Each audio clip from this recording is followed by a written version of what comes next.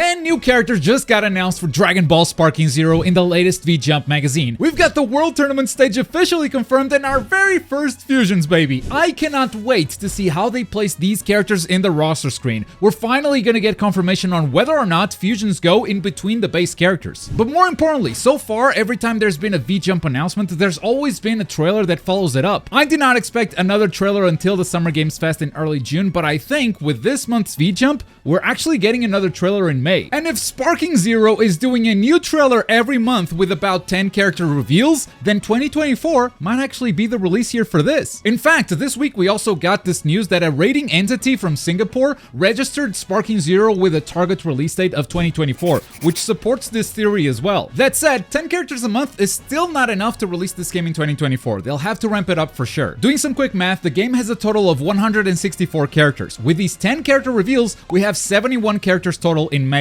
If we keep doing 10 characters per month, we'll have 81 in June, 91 in July, and so forth, reaching 161 in February of 2025. At which point, the game could come out at any time, and I do think they're gonna reveal every character before releasing the game. That's the whole point of doing these hexagons. I love the ramp up, I love that we're getting new characters every month, but my prediction is gonna remain early 2025 for this game.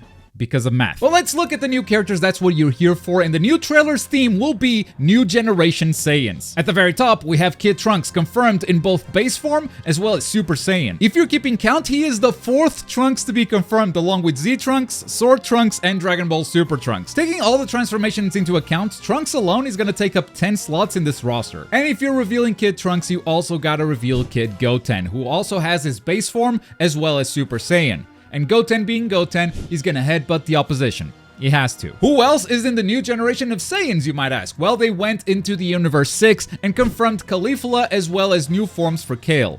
Now, Kale was already revealed, but only in her Berserk Super Saiyan form. Today, 2 new forms are getting confirmed for her, and that is her base form as well as Super Saiyan. I'm not sure how I feel about the yellow hair, though. I had to look it up. I forgot she actually had this transformation in Dragon Ball Super during the Tournament of Power, I think. But as far as I know, it's anime only. Do correct me if I'm wrong on this, and I feel like they could have skipped it. Because if you want to do base Kale, Super Saiyan Berserk, and Super Saiyan Controlled, suddenly you need 4 character slots for Kale, and one of them is filler. On the other hand, we have Caulifla also in her base and Super Saiyan form. I believe that's the normal Super Saiyan, but could also be Super Saiyan 2. I think by the end of all these reveals, we'll get both transformations, but only one is getting confirmed today. Now, I hope the trailer also showcases a little bit of team battles, because at the bottom right here, we have confirmation that you can play 5v5, assembling your own team much like you could previously. Now, I always expected this to be the case, but it's nice to get confirmation that teams are pretty much as big as they used to be in Tenkaichi 3. And if you take the right characters into battle, you may even get a fusion.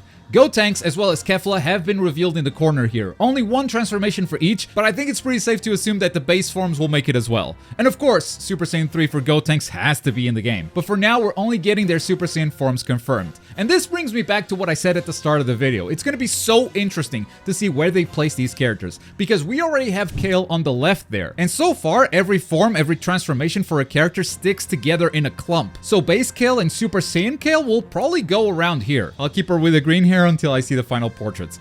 Now, these placements could change a little bit, this is me speculating, but I have this theory that fusions go in between the base characters, and that is why there's a space between Buu Saga Goku and Vegeta, as well as Dragon Ball Super Goku and Vegeta. It's for their fusions. And Kefla suddenly doesn't have a lot of space for that, but you can still make it work. Let's say I put Caulifla here, with all 3 of her transformations. That's base, Super Saiyan, and Super Saiyan 2. We could still put Kefla in between the 2, both her base form as well as Super Saiyan. So this still works, but it's starting to get a little bit tight, and that's why I think it's interesting to see where they're gonna place them. Gotenks, though, is gonna require 7 character slots altogether. And you do have some of that space on the right side of the roster here, but everywhere else is looking pretty tight. So yeah, I'm definitely looking forward to the actual trailer, where we'll also analyze all of their moves and whatever else they show. And of course, I already mentioned this, but the World Tournament Arena has been confirmed in the background for all these characters. I think it looks good, but it's hard to tell from a scan, so I'll wait for the trailer to give you my full impressions on it. And that's gonna do it for today, but last time there was a trailer, it wasn't very clear whether Z Android 17 was a unique playable character or just a character skin. And in this video, I do a deep dive to discover the truth. Thank you so much for watching. Bye.